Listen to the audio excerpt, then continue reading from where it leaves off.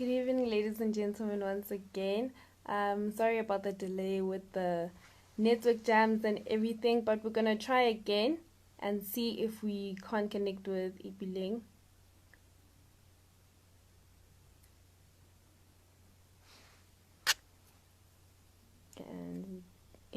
Okay. Tia Brooklyn, Jimmy Butelezi.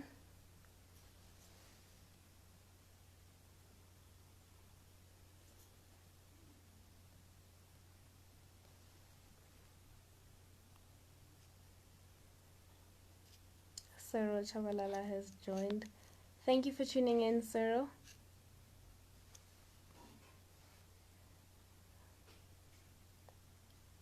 Kimati23 has joined.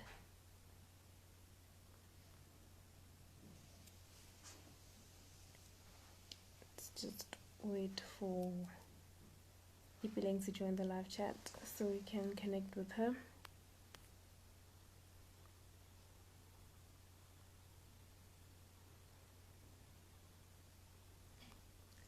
Sabotao has joined.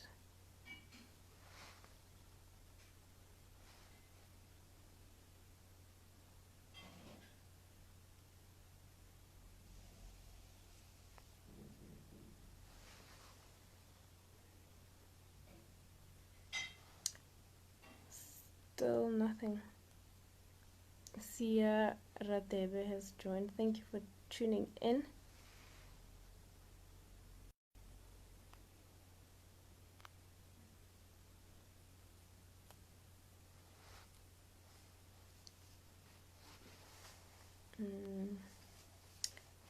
Sitapo says hi. Let me just reply. She sent me a meeting on my side. Okay.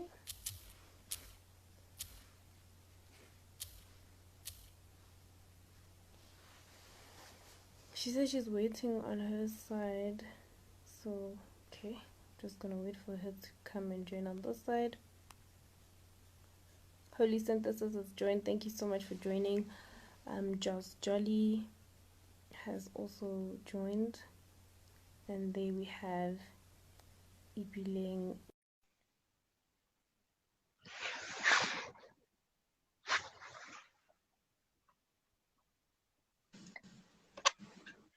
Hi, Ipeleng.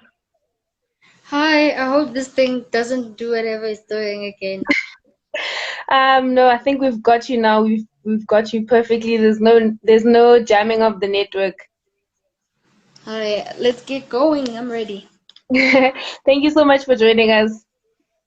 Thank you for having me. Can you please just tell us about yourself, where you're from, and how you actually discovered your love for the game of basketball? Also, where I'm from, okay, Ipeleng Nyatlo, from Bafokeng in Rustenburg, for those that don't know. How I discovered my love for the game. It was over time, so it wasn't just like an instant, oh, I love basketball thing. It happened over time. And for those that already know, I used to do athletics. So by the time I joined basketball, it wasn't like a full on, I'm playing basketball. It was just a thing of, let me just keep fit and all of that. And along the way, I started loving it, and then I stuck with it from then. So something that was a hobby turned into a very impactful, if I can say, tool in your life that has kind of connected you and empowered you to so many other things apart from basketball on its own.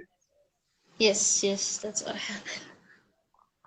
And can you tell us about the Basketball Without Borders global camp that you went to in Canada? You were selected as, I think, amongst four other African girls that were selected. Can you just tell us about that experience and how that whole experience may have impacted your life today? So Basketball Without Borders is like a camp where they do on a yearly basis, and they select like obviously players from different countries, and you gotta have what you get selected to go there, so it's not like an open type of camp. So when you get selected, it really means something. And so when I got selected to go for the global camp, obviously there was like, I was grateful for it, and like I can't put an amount of um, I don't know, the level of gratitude I have to it, because it's not a lot of players that get to go there. And it was, yeah, it was by God's grace that I got to go there. And the experience was, sorry, please repeat the question. No, it's fine. I was just asking like about the whole experience of getting to travel to Canada and I guess all the cultures that you were exposed to, all the teams that you got to play against. Oh yeah, so just the how the oh yeah, I remember the question, the impact of the camp. So when you get there, obviously you get players that are already at your level or better. So that was the case. So it wasn't a thing of like it's easy to stand out. So if you really stood out, it said a lot about you. So the camp had, obviously we met at that point and we had to learn to play with each other, and we played Canada's national team. So we played the U17 team and the U18 team, the national teams.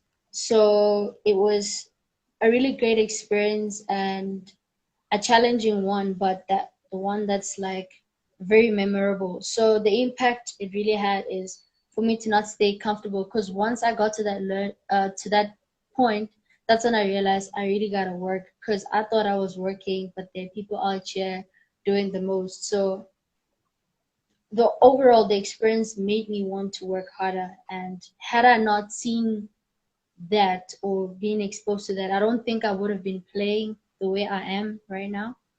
Yeah. And if we look at basically that whole experience, that is one of the many things that that grassroots level that you got of playing in the junior MBA program has kind of brought into your life. Another thing that has kind of empowered your life is being able to study at the University of Witwatersrand, and also, of course, playing for Wits basketball. And how has that journey been for you? It's been tough. I don't think, obviously, as you go on, I realize that you get to different levels and it's harder at every point.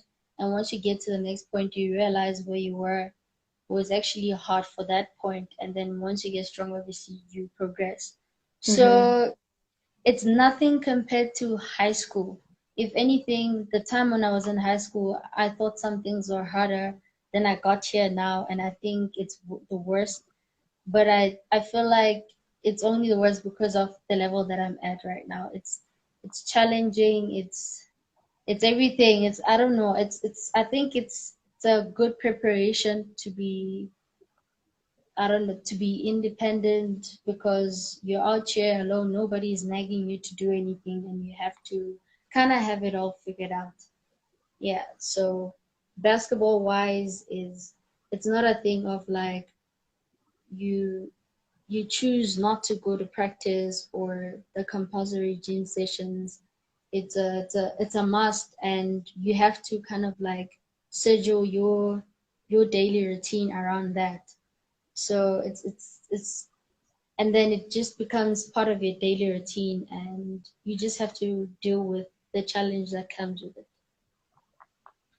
And if we look back at a few of the achievements that you've had playing for Wits basketball, the recent USAs that you participated in, your team finished in fourth position. And what are the toughest teams that you might have faced throughout the USAs? I'd say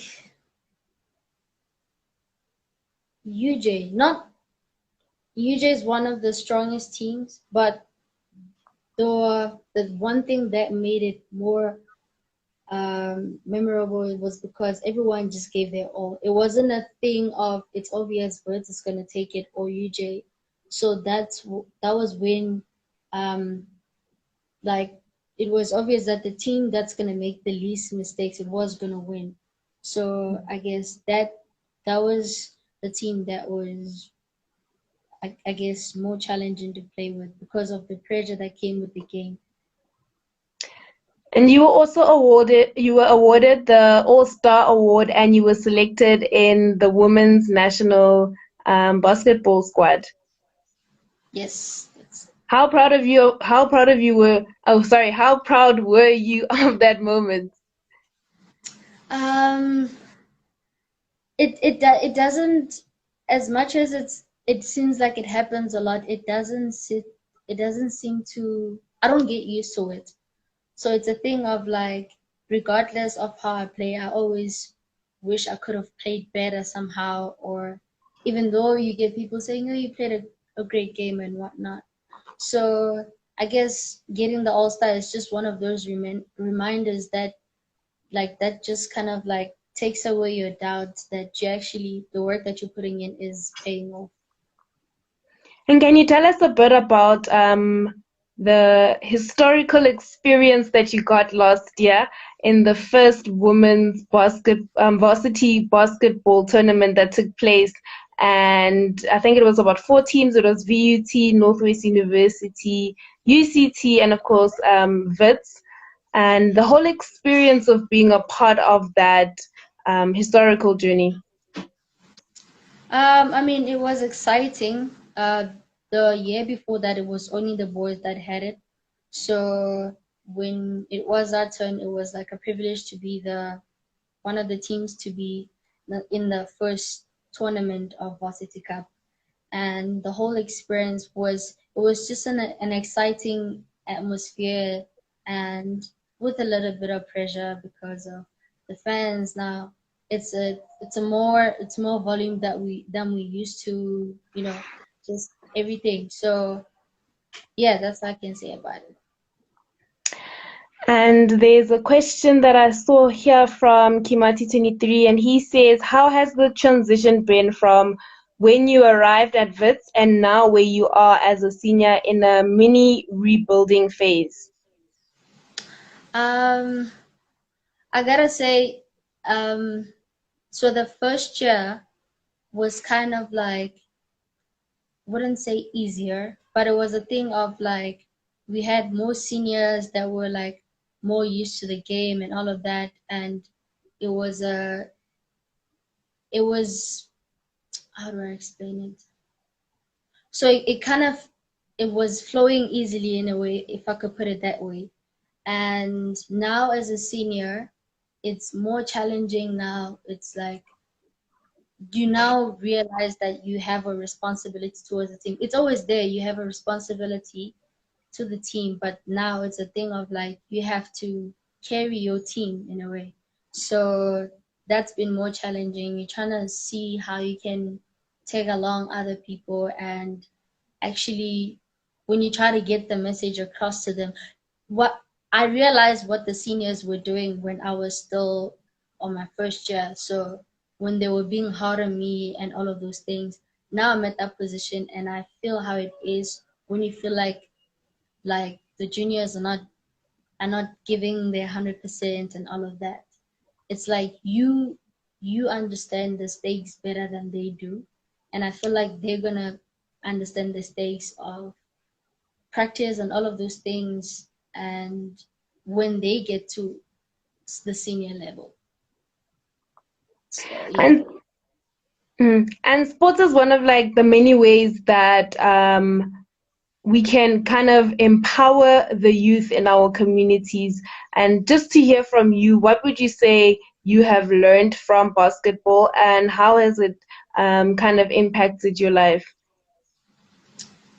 Learned, I would say mostly it's about the mindset that comes with it. So just in general, as you hear a lot of basketball, let's say ball is life. That's literally it. Most Yeah. of the aspects that are in the game are just in our daily routine. From the a simple thing like um, communication. That's what you know. like if you don't communicate as a team, nothing seems to work and all of those things. So that's just the game. And like literally everything that in all the aspects in the game, how you strategize, communicate, as I said, all of these aspects really impact in how you lead your daily life, if I could say. And what vision do you have of women's basketball in the future? Um, if we could get to a level where when we're exposed internationally, we can actually be able to compete, not participate, literally compete. So it's not a walkover or like a big margin score. And yeah, that's the vision I have for the women's basketball internationally. And before the whole pandemic kind of paused the world for a bit, what were you looking forward to this year in terms of your basketball career? I was looking forward to the Ashraf tournament that we host on a yearly basis, and it usually happens around end of April. That was one tournament I was looking forward to. Obviously, there's a lot of games in between for like the Johannesburg University Basketball League, and also the USAs for that was supposed to happen in July. So those are the two tournaments that I was mostly looking forward to short term, and also Varsity Cup. So And just before we let you go, any words of advice that you would have or that you would like to give to a female basketball athlete who also wants to thrive and to kind of go in the same path that you have? um, I'd like to say, uh, okay. I'd like to say that when they get on the basketball court, they must be okay. They must. I know it sounds ironic, but like they must be basketball players, not girls. And because I feel like when you get in a basketball court and you're like, I'm a girl, I'm gonna play a certain way and all of that, you already have limits. When you're already limited in like just your stature as a female. So if you get on the basketball court and then you play it that way, I feel like you're limiting your mindset. So you should get on the basketball court and be like, I don't care who I'm up against. If I'm playing against boys, I'm gonna try and be competitive and all of that. So I want them as soon as they step on the court, there mustn't be conditions to how they're gonna play or take themselves like just portray themselves. If you get on the court and you want to play, let's play regardless of who is in the court. That's what I'm gonna say. Yeah. Thank you very much for that. Let's just look at a comment here before we actually before we literally let you go now. Kolagano says, how is getting cold in Canada? Um, I think that's the most cold like I've ever experienced ever in my life because I was literally wearing about three pants, three jackets, and it was still really cold. And yeah, every single time I'm out here back in South Africa and it's cold, I'm just like, "Oh, this is nothing," or something like that. But I gotta say though, it was not as it was cold as ice bath. Yeah. Next, if anybody has done ice bath, yeah, Yeah. it's like that for me. Okay, and thank you once again, Ipeleng, for giving us the opportunity to just listen to your basketball journey and all the experiences that you have had. Wishing you all the best in furthering your studies and also, hopefully, after this whole pandemic, to all the basketball tournaments that you will be playing in. Thank you so much, and thank you for having me and all the questions. Thank you. Have a great night. Thank you. You too.